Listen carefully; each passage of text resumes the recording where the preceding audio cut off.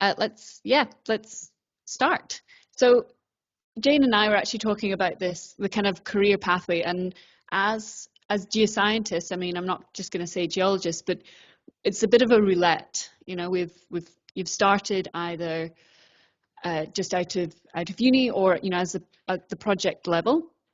You might have you've come into this job after, you know, meeting that one person at the pub, or maybe at a networking event, or actually the roulette is that the industry nosedived as you were graduating and you had to choose a different pathway. And you know, I guess as Forrest Gump would say, life is a bit like a box of chocolates.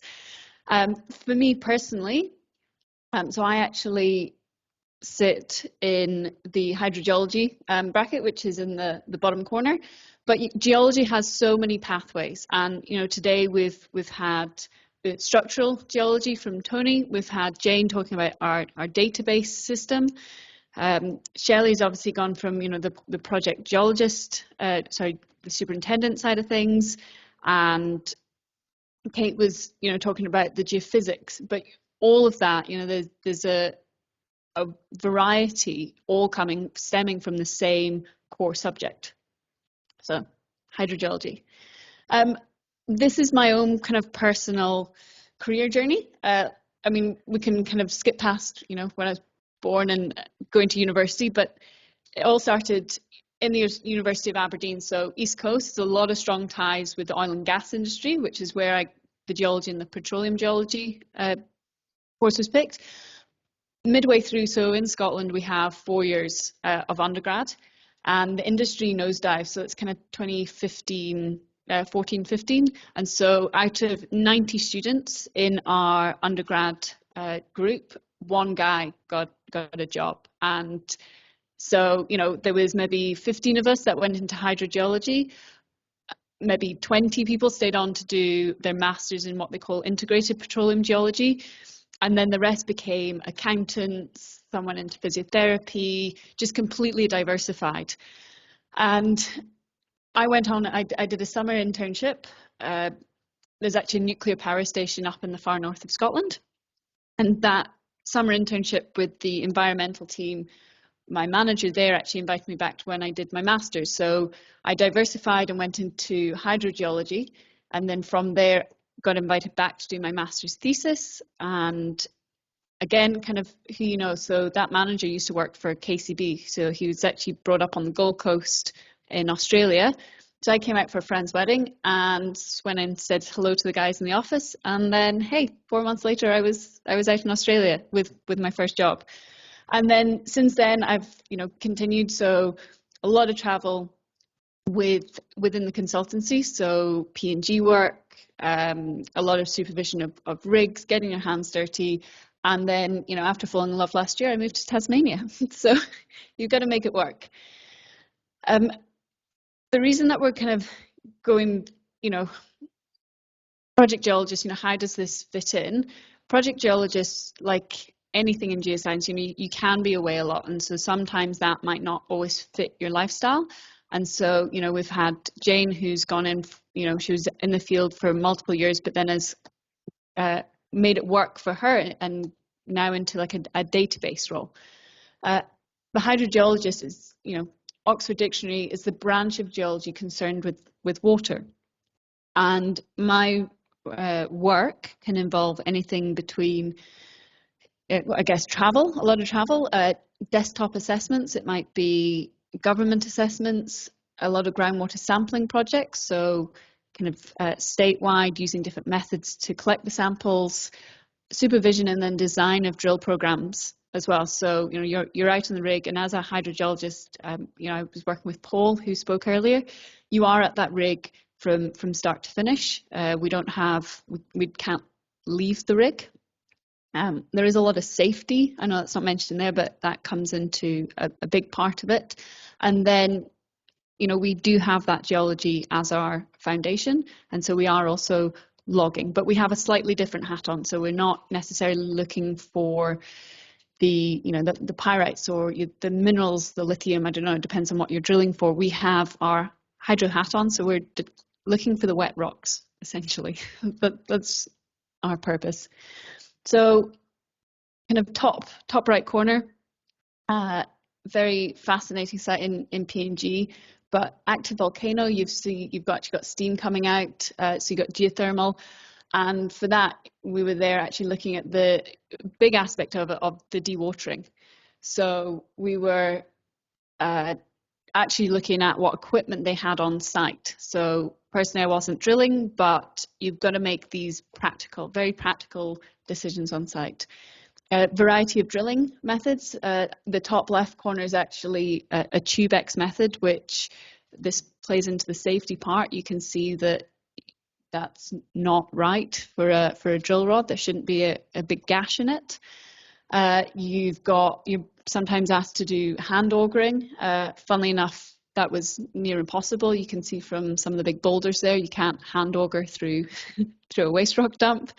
And then the samples that come out the ground can vary. So we're given a lot of different drilling methods. So yep, drilled with sonic, chips. We've got diamond core up here. And then yeah, that was kind of regional New South Wales, so out near Berger actually, for a big sampling program. Oh, sorry. So as a skill set, so this doesn't just apply to hydrogeologists. This is, the core of project geologists and anyone who's kind of stepping up and maybe coming back into this job as you might have been away for a while, or yeah, maybe you're just new. So sorry, resilience. That image there, be more shark. So the reason for that is you're going to be out on site. You might be, 3-week stint or something like that. It might only be you from your company, or you need to kind of make those practical decisions whilst you're there. Yes, I've definitely called my mom, or called home. Yes, I've definitely cried, definitely at this far left image. But you building up that resilience. You can't just get on the next plane home. That's not always an option. You're not held there against your will, but you need to kind of work through these problems. Communication, definitely another big one. So great image. You can kind of see bottom left is actually what the user wanted, but from that you have a variety, and everyone I think has touched on it today. I know Shelley was definitely big part of with contract managers is communication, and that's within your team and to your clients and everything. And then yeah, practical problem solving. I think I did cry at this point, but can you untie knots? Maybe that's your skill set. Yeah, but the practical problem solving is crucial. Peaks and troughs. So sure, lots of people, lots of working with groups, being a part of the team rapport, finishing a big project is awesome, really great. And I think having the core as our geology, the variety of projects and avenues that you can go down is fantastic.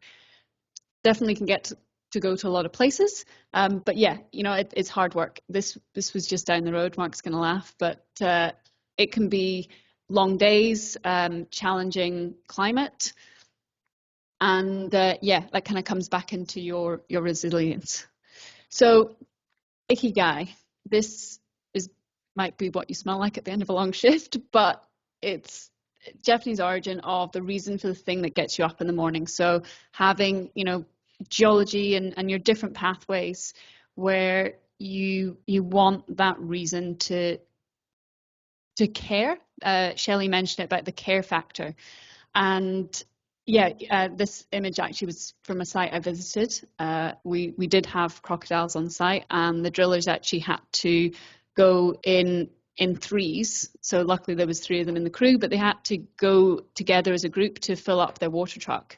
You had one person filling up the truck, and then one person looking at the crocodiles in one direction, and then someone looking at the other direction. So interesting. So really, what's next and how we're going to kind of lead into the question and answer session. So bottom line is, do something that you really love and that gets you up in the morning. The solid foundation. So, project geologist, you've already had a couple of years under your belt, but with that, the world is your oyster. So if you want to diversify, absolutely kind of have your back, and that's always an option. Being a part of a professional group and look to be chartered. So Dale mentioned that earlier as well. The AIG was formed, to have that kind of professional level, but it doesn't have to be AIG. AusIMM have one, Geoscience, Geological Society, so they do chartership as well. But having that as the next step beyond what you're doing, I think that's a really great thing to have, to add to your strings, I guess, strings to your harp. And then keep an open mind with your career path. That box of chocolates, you don't know what's going to be around the next corner. You don't know the client that you're going to meet or project you're going to work on. So yeah, to keep that open mind. And with that, we've got kind of half an hour to round off the day. It's been really fantastic, all the online presence and everyone here in the room as well. So thank you for your time, and thank you for all the speakers. If anyone online has any questions, we can go from there. For anyone online, did you want to go back to anything?